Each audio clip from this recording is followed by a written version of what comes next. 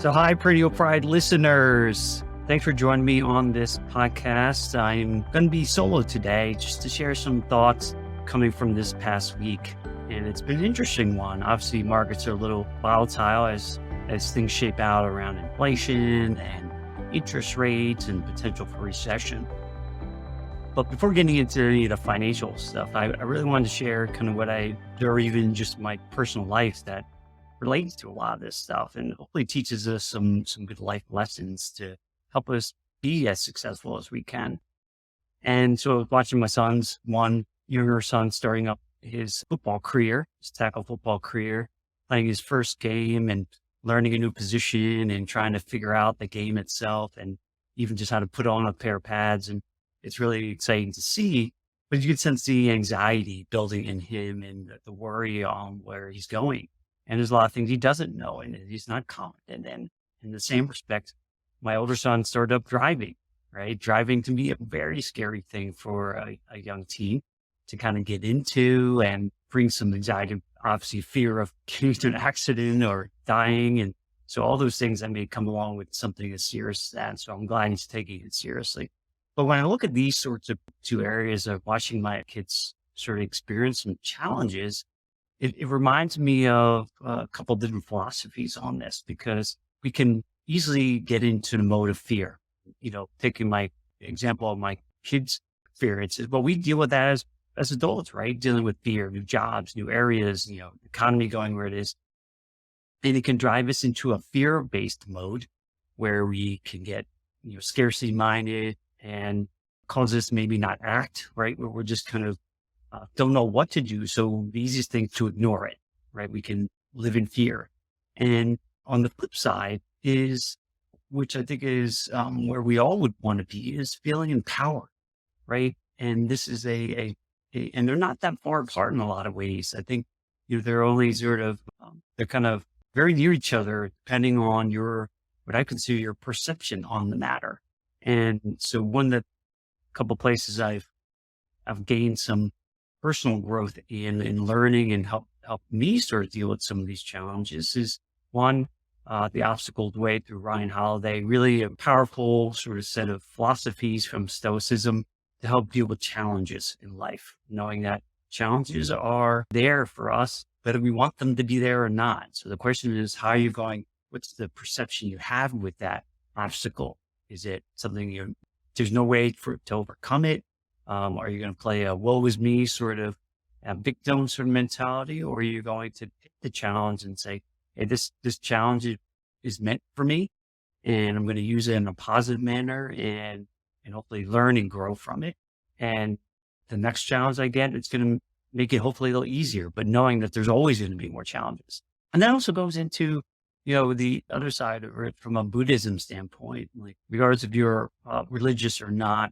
We're learning some of the key philosophies in Buddhism is also tied to perception, right? We live in a world where we are always seeking happiness and from external factors, but the reality is that having the internal focus is really what drives fulfillment and happiness and satisfaction.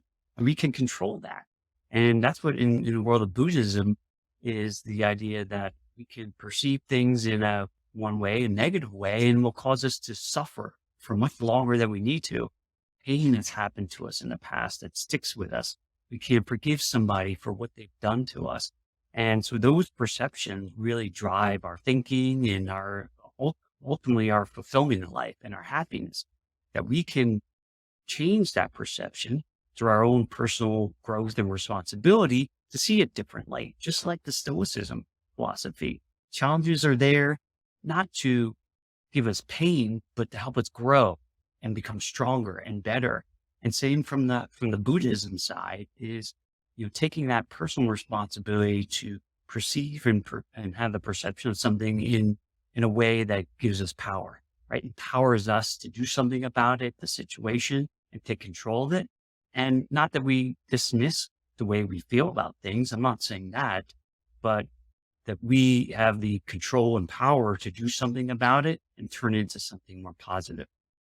And so I use those sorts of things and think about my kids and, the struggles and challenges they're going to go through. And I'm grateful they get challenged because I know it ultimately will give them the confidence to deal with things in the future, even harder things in life, and give them the resiliency that they're going to come out even better. And I know they can handle it, and they need to know that for themselves. Me telling them is obviously not going to work. I tell them half things and they just go through it over their head, but start realizing themselves that they need to experience them. And that goes, the reason I bring this up as it relates to our personal finances, these sorts of mentalities are going to help us be strong in any front, whether it be our relationships, finances, our health, because we're going to constantly have challenges. And so the question is, how do we take ownership of that so we can control and create the freedom in our lives to have enjoyment and fulfillment in the way that we want it? And from a financial standpoint, there's a lot of things that we cannot control. And you certainly get enough talking heads around what's happening, and we want to gain that certainty. But reality, we don't know exactly what will happen. There's so many factors that are impacting what's happening in our financial lives. But this goes back to figuring out, what can we control? What can we take responsibility for that gives us a little more empowerment of where we're going? And there's some fundamental things I want to share to hopefully help you along your way. One of the big areas that is, I think, key to having that empowerment is taking a look at what are the things that could come about in our lives that will be a big challenge. And they could come from left field and things that we cannot ultimately control. There are tons of risks out there, whether it be the recession coming or a death, a disability, a lawsuit. There's a host of things that are potentially going to damage our ability to build wealth and protect wealth. And so this is where it's a good time to sort of reflect on and take a kind of a pulse check on what you're doing financially and where you might be exposed.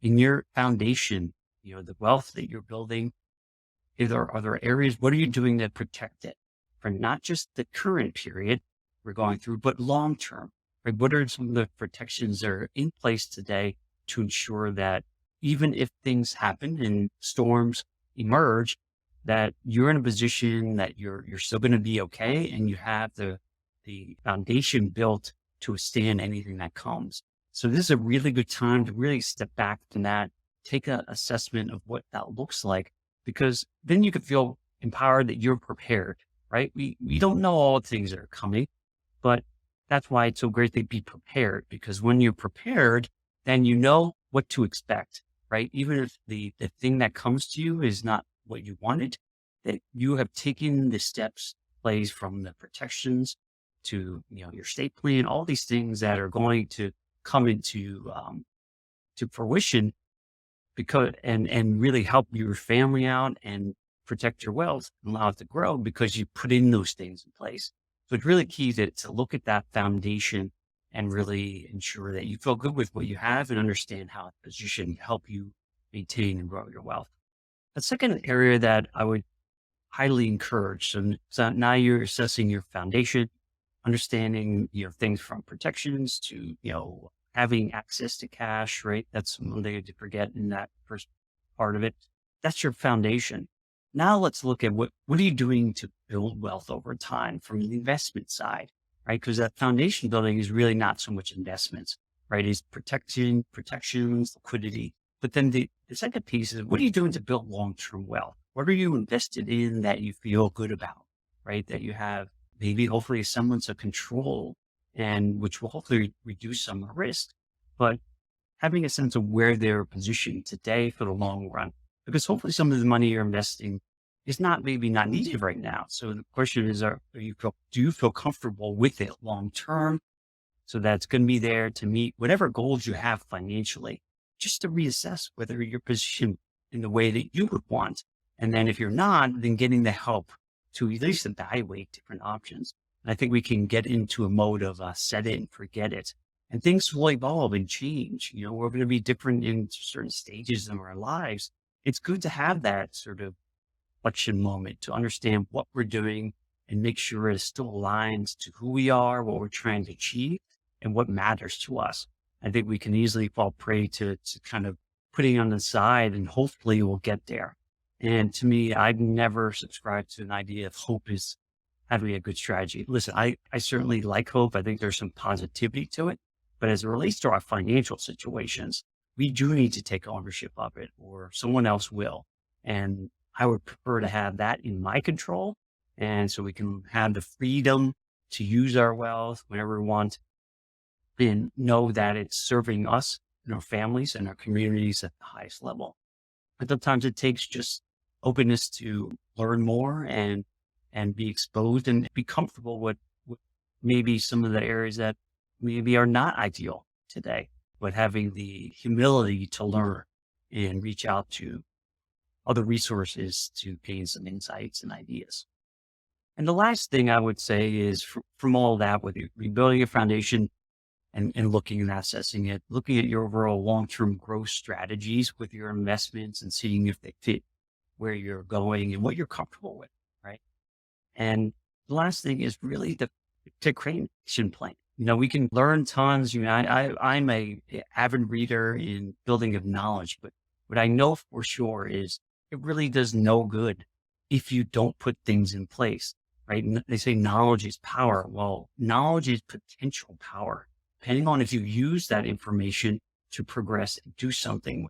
And that's the scarier part, right? We can read and learn about all these things, but what are the one or two key steps you're going to take to progress you forward? And each time you do that, it continues to allow you to move even farther forward and you build upon that, right? It didn't start, you're not going to build all and reach your goals immediately, but we're thinking long-term and, but you got to take some action. What are things you're going to commit to improve upon, learn about, connect with your network to expand that and learn more and try some new things. And this is an area that really tests you because it will be uncomfortable. Just like my son, putting on pads for the first time for his first football game and getting under, he was quarterback and leading his team. And it's scary. It can be very scary and uncomfortable.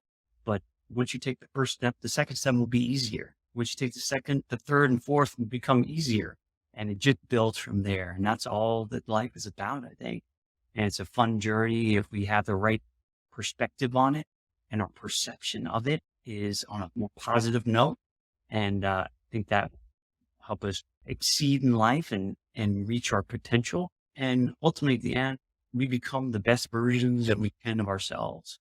And I think this is the journey we're all on. And I hope you continue to strive and do that for yourselves. And my perspective is that it's a much more fulfilling and enjoyable existence. And you're probably going to impact families and communities at such a high level. It's going to be, even that more satisfying. So I hope this message finds you well. There's a lot packed in here, and certainly if you ever need help walking through it, more than happy to help. Seek out your own advisor that you're working with and assess what's going on and make some steps and prudent steps to go from any fear that you may be concerned with or uncertainty to empowerment so you can take charge and gain the financial and life freedom you're seeking. Take care, and we'll see you on the next episode of Perennial Pride Podcast. Thanks for joining me on this episode today. I really am grateful for you as listeners to the Perennial Pride Podcast. I hope you're getting some tremendous value out of it and hopefully pushing you along your journey to financial freedom. I put this podcast together really to help you get more educated around your finances so that you feel empowered to live the life that you really want.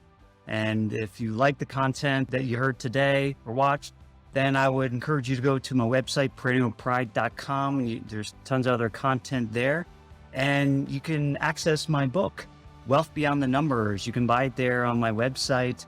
It's a aggregation of a lot of great tips and tools I've learned to not only build my wealth in my accounts, but build wealth in my life and abundance and joy, and something that has a lot of my experiences in the journey that I've been on personally.